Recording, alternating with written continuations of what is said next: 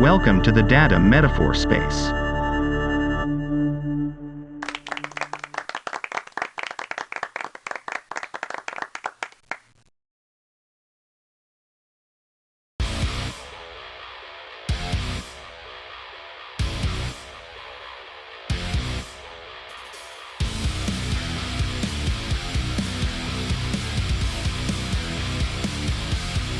We are all familiar with the story of the War of the Ring.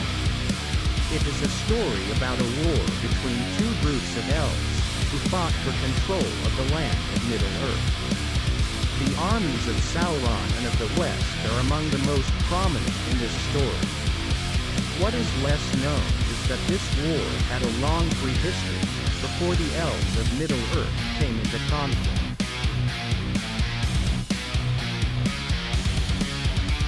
Before the War of the Ring, there was the War of the Númenóreans.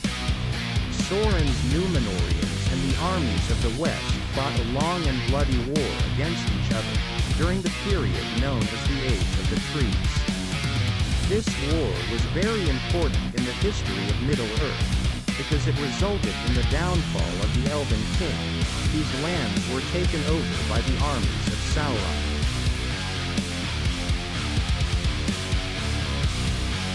Sauron's armies were victorious in the war, and Sauron was able to establish himself as the master of Middle-earth.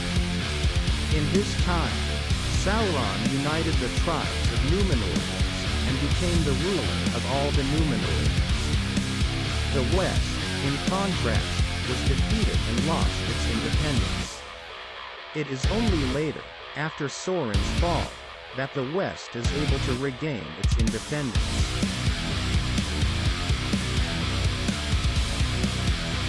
The Númenóreans were a people who lived in the northwestern part of Middle-earth. They were of the Noldor, and were allied with the Valar. Their capital was at Alcalar, which was at the end of the land of Númenor. In this region, the Númenóreans were a very powerful people, and dominated all the lands north of the Misty Mountains.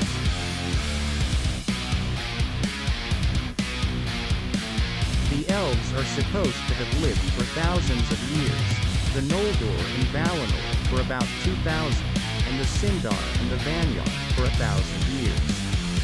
In the Silmarillion, the elves were in the north before the arrival of the Noldor, but in the Lord of the Rings, we are told that they came from Valinor. But that is just that minor races. The main race of elves, the Teleri, lived in Middle-earth for about 3,000 years, and that's the one who came first.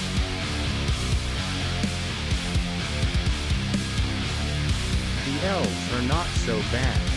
The orcs are not so good. In the end, the best race is the Rohirrim. The dwarves are a little underpowered, but not really. I think that the biggest thing that they have to work on is their political system, which is not at all interesting.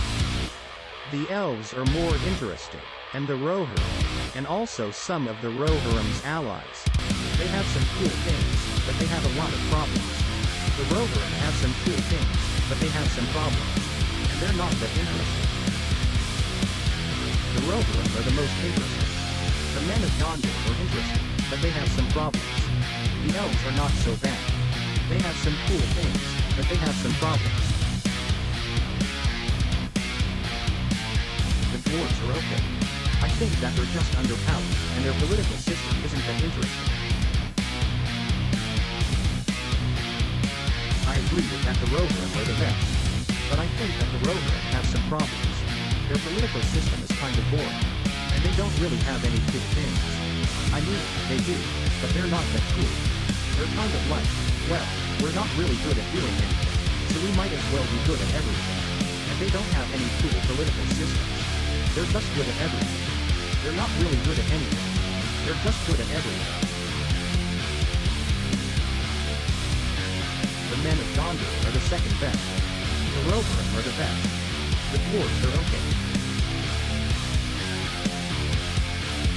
My first impression of this was that Tolkien's. As far as I know, the second age is supposed to have been a long peace. The elves were fairly united, but the dwarves and the rover and the men were fighting. The men eventually taking the west and the east, as we know, and the dwarves in the south. But the rest of the second age is supposed to be peaceful, at least according to the Lord of the Rings. I was thinking about this a lot while reading the book, and I think that the reason that Tolkien chose the Teleri was that he was in fact a Teleri himself, and he wanted to create a society that was just like his own. Just like with the Hobbits, he wanted to make a society that was different from the English society, but was very like the English society, and he did this by having the Hobbits just like the English, but having them live in the Shire, and not live in London.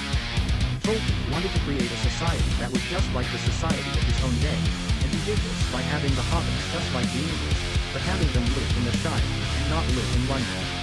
Tolkien wanted to create a society that was just like the society of his own day, and he wanted the people in this society to be very similar to the people in his own society, even if they lived in different parts of the world.